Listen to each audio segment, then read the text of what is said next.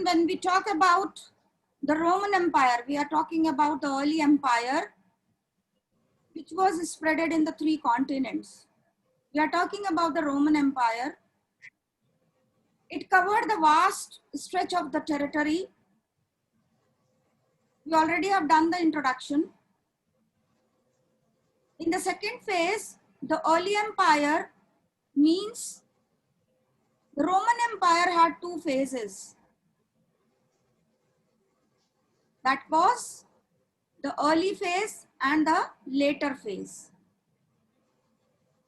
Second, the most important point in this subheading, you are going to study aristocracy and the army were the main 3 phases, not the phrases, phases. Then first 2 centuries were on the whole free from the civil war. The empire was free from the civil wars. Any disturbance was not there. Fourth, a public bath were a striking feature of the urban life in the Roman Empire. The fifth point you are going to study, except Italy, all the territories were organized into provinces and subject to taxation. Taxing system was there. Individuals of Italian origin continued to dominate the Senate at least till the 3rd century. That was one important and striking feature. Urban centers that lined shores of Mediterranean were the true bedrock of the imperial system. That means in the Roman Empire, the urban centers played very important role. Then army and administration were increasingly drawn from the provinces. That means the administration was divided into provinces, the central government and the provinces played important role. As in the first point I said, the Roman Empire can broadly be divided into 2, the early and the late Roman Empire, divided by the 3rd century as a sort of watershed between them. In other words, the whole period down to the main part of the 3rd century can be called as the early empire, and the period after that, after the 3rd century, we can say the late empire. When we are talking about the aristocracy and army, these were the 3 main phases of the Roman Empire. A major difference between the 2 superpowers and their respective empires was the Roman Empire was culturally much more diverse than that of Iranian Empire. Because here in this chapter, you will study again and again about the Iranian Empire, about the Roman Empire. Now, many dynasties and ethnic groups were there. Those who formed the Roman Empire and the Iranian Empire, amongst which the Parthians and the later the Sasanians, the dynasties, that period ruled over a population that was largely Iranian population, and the Roman Empire by contrast was a amalgamation, was a mixture, was a mosaic of territories, and they were chiefly bound together by a common system of government. Languages were spoken in the, different languages were spoken in the empire, but for the purpose of official purposes, Latin and Greek were widely used in the Roman Empire. The upper classes of the East spoke and wrote in Greek. Those were in the West, they used the Latin. That means the Latin and the Greek were the 2 major languages used during the Roman Empire. Somewhere across the middle of the Mediterranean, between the African provinces of the Tripolitania, which was Latin speaking and Cyrenaica, Greek speaking. Okay, all those who lived in the empire were subject of a single ruler, single emperor, regardless of where they lived and what language they spoke. The whole regime was ruled by Augustus, the first emperor in 27 BCE, before the Christian era before the birth of Christ was called the Principate. Here, there. What do you mean by Principate? That was the regime established by Augustus in 27 BCE was as Principate. Although Augustus was the sole ruler and the only real source of authority, the fiction was kept alive that he was actually only the leading. That means he was first amongst all the citizens. That means by that time, the absolute powers of a ruler were not there in the society. Rather, ruler was also one amongst the citizens. Earlier, later on, there was a concept that autocratic rulers were there. But if you talk about Augustus, Augustus was one amongst all the citizens. Maybe he was having a higher position as a ruler, right? The Senate had existed in Rome for centuries. And when we are talking about the Republic, that was the time when ruler was considered as one amongst the citizens. It was a republic. Okay. Senate existed. That means administrative units were there. Okay. The Senate had existed in Rome for centuries and had been reminded a body representing the aristocracy, that is the wealthiest families of Rome and later Italian descent, mainly landowners. Obviously, in the society, when the society was based on agriculture, big landowners were the main players in the society. Okay, most of the Roman histories that survive in Greek and Latin were written by people from a senatorial background. Senators were there, and those senators were generally running the society. From these, it is clear that the emperors were judged by how they behaved towards the Senate. The worst emperors were those who were hostile to the senatorial class, behaving with suspicion or brutality and violence. इसका मतलब हम जिस समाज की बात कर रहे हैं, उस समाज में शासक जो हुआ करता था, अगस्टस के टाइम की जब हम बात करते हैं, तो शासक जो था वो नागरिकों में ही एक व्यक्ति माना जाता था. He was not very special person, rather he was one amongst from the citizens. और जो शासक अपने सेनेटर्स का सम्मान नहीं करते थे, अपने सेनेटर्स को नहीं मानते थे, ये माना जाता था, जो कि सस्पिशन के साथ में, शक के साथ में और उनके साथ वायलेंटली बिहेव करते थे, वो अच्छे एम्परर्स नहीं माने जाते थे. They were the worst emperors. Many senators yearned to go back to the days of the republic, but most must have realized that this was impossible. So if you talk about the ruling classes, अगर हम beginning में समाज की बात करें, तो ruling classes जो होती थी, वो अपने आप को अन्य नागरिकों के समान ही समझती थी. ठीक है? तो aristocracy was there in the society. Rulers were given a special position, but rulers forced themselves as one amongst all the citizens. Okay, unlike the army, its rival in the Persian Empire, which was a conscripted army. What was a conscripted army? In your book, it is given very clearly. A definition has been given in your book that conscripted army is one which is formed all of a sudden. Okay, conscripted army is one which is formed all of a sudden. कैसे all of a sudden बन जाती है? लोगों को जोर जबरदस्ती उसको join करवाया जाता है.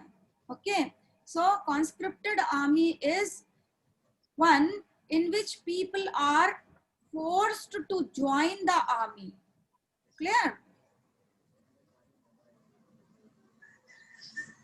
Then The Romans had a paid professional army where soldiers had to put in minimum of 25 years of service. Indeed, the existence of a paid army was a distinctive feature of the Roman Empire. What was the distinctive feature of the Roman Empire? That it was paid. जैसे आज की army होती है ना, उनको payment मिलता है, ठीक है? आप लोगों के बहुत सारों के पेरेंट्स फादर जो हैं वो नेवी में हैं, तो उनको पेमेंट मिलता है. तो paid army means that was paid. It was not that कि they were given grants, land grants, तो उसी लैंड के ऊपर आप जो है एग्रीकल्चर करेंगे और उससे जो आपकी उपज होगी आप उसको यूटिलाइज करेंगे और आपको कैश में कोई पेमेंट नहीं मिलेगी. It was not like that. Okay,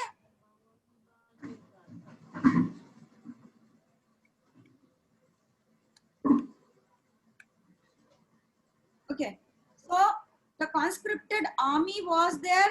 The Senate has existed in Rome, and the main players of actual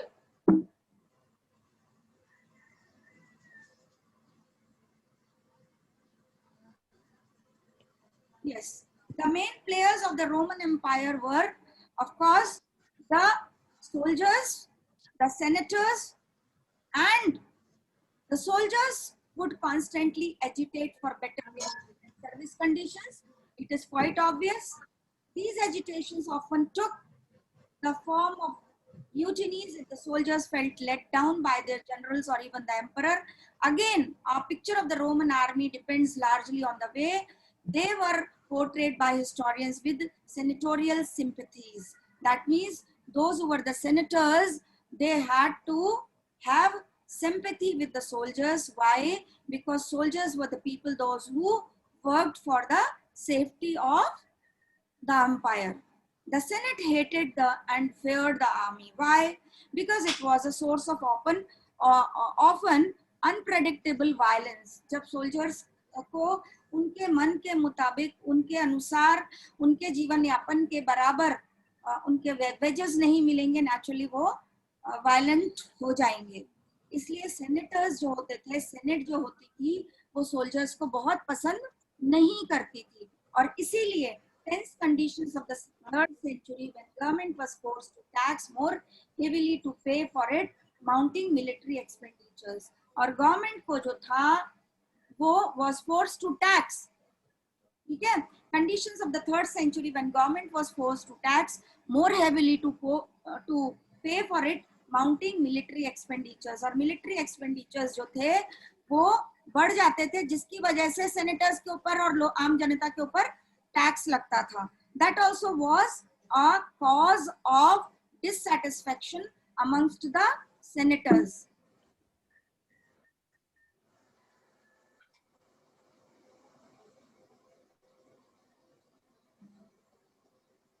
To sum up this particular subheading, if we sum up this particular subheading, then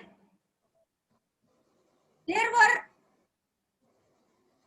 some notorious individual or army personnels or the armies, those who revolted against, and the army was divided and civil war took place, except for one notorious year 69 CE, Christian era, when 4 emperors, who were those 4 emperors, mounted the throne in quick succession. The first 2 centuries were on the whole free from civil war and in this sense relatively stable. So this was the century which was a stable century. Succession to the throne was based as far as possible on family descent. तो जन्म के आधार पर परिवार में जो next to next जो hereditary rights के अनुसार, फैमिली डिसेंट के अनुसार सक्सेशन के रूल्स हुआ करते थे, इधर नेचुरल और एडॉप्टिव. या तो आपका नेचुरल सक्सेसर है, अपना पुत्र है राजा का, या फिर उन्होंने अपने हेयर को, अपने सक्सेसर को अडॉप्ट किया हो. And even the army was strongly wedded to this principle. Even army में भी ऐसा principle लागू किया गया था. फॉर एग्जाम्पल, एक एग्जाम्पल दिया है आपकी बुक में, टिबरस from 14th to 37th of Persian era CE, the second in the long line of Roman emperors, was not the natural son of Augustus. He was not the natural son of Augustus, the ruler who founded the principate, but Augustus adopted him to ensure a smooth transition. तो Augustus ने उनको adopt किया था, टिबरियस को, और वो उनके natural successor नहीं थे. External warfare was also much less common in the first 2 centuries. That means external warfare नहीं होती थी.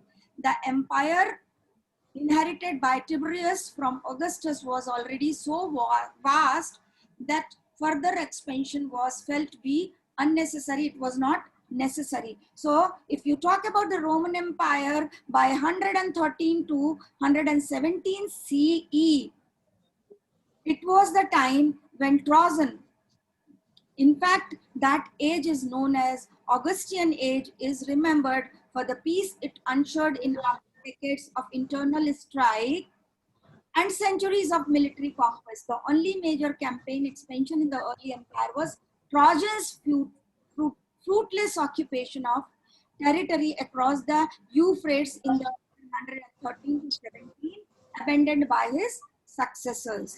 So this was actually the first important point. 2 phases of the Roman Empire, early and late phases. Aristocracy and army were the main phases which were working in it. Then the first 2 centuries were on the whole free from the civil war. In the 3rd century only there was a civil war. Because of that, the 3rd century crisis is there in your textbook. Then public baths were a striking feature. Except Italy, all territories were organized into provinces and subject to taxation. And sometimes these taxations were more. Because of that, the senators did not like the soldiers because of the military expenditure, the taxes were more. Individuals of the Italian origin continued to dominate the Senate at least for up till 3rd century. Urban centers that lined shores of the Mediterranean were the true bedrock of imperial system. Army and administration were increasingly drawn from the provinces. So this was all about this particular subheading. Okay, you go through it and complete the questions and answers from this particular subheading. Clear? Am I clear to everyone? Yes, ma'am. Tamanna? Yes, ma'am.